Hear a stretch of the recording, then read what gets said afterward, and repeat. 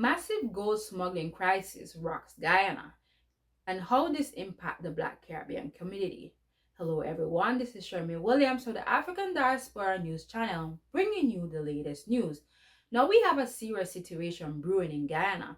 Just last week, the U.S. Treasury Department helped expose a huge gold smuggling and tax evasion ring involving one of Guyana's richest families. Now get this. Tell you now that a fourth person has been arrested and charged in connection with a recent attempt by a mother and daughter of one of their employees to smuggle $500,000 worth of gold jewelry through Chedijaga International Airport. U.S.-based Guyanese businessman Safi Ahmad was arrested by the Major Crimes Unit, and he appeared in court yesterday to face the charge of exporting gold without a license.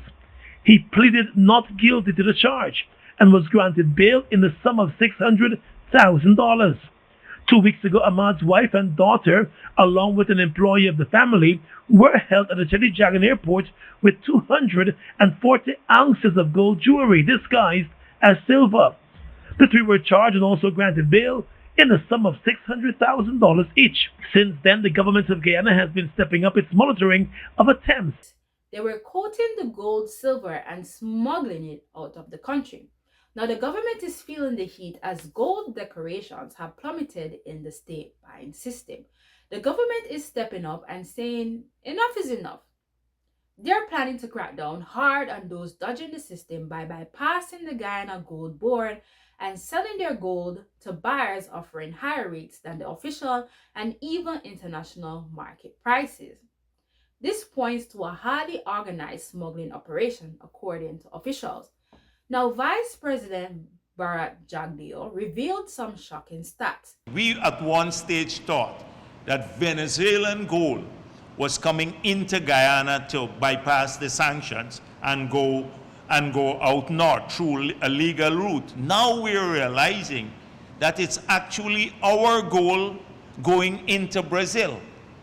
And obviously, to bypass the 5% royalty and the 2% final tax, 7% that they don't have to pay.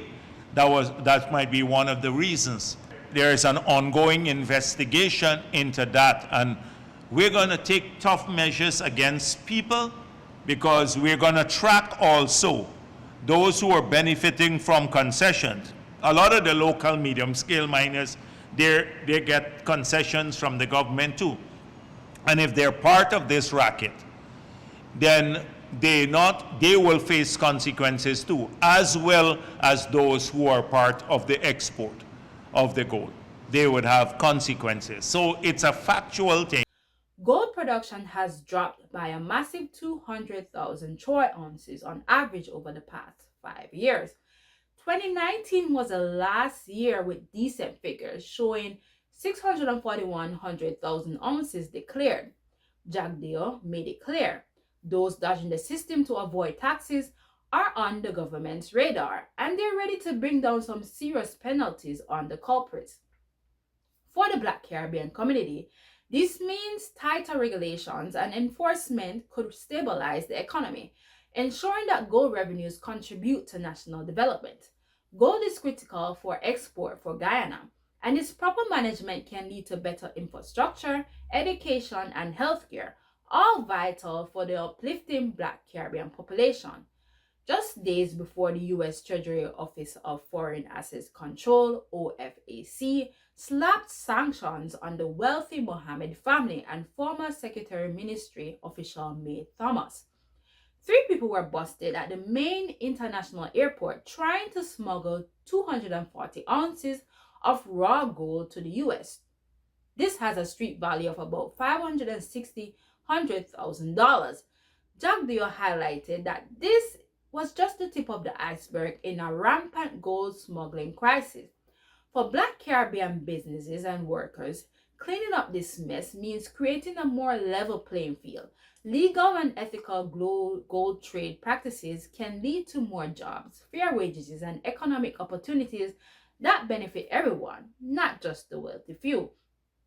This crisis is a wake-up call, and the Guyanese government is ready to take action to root out the smuggling scourge and bring justice to those involved. By ensuring gold revenues are properly declared and taxed, there's hope for a more equitable distribution of wealth in Guyana. This is Shermaine Williams. Stay tuned and stay informed.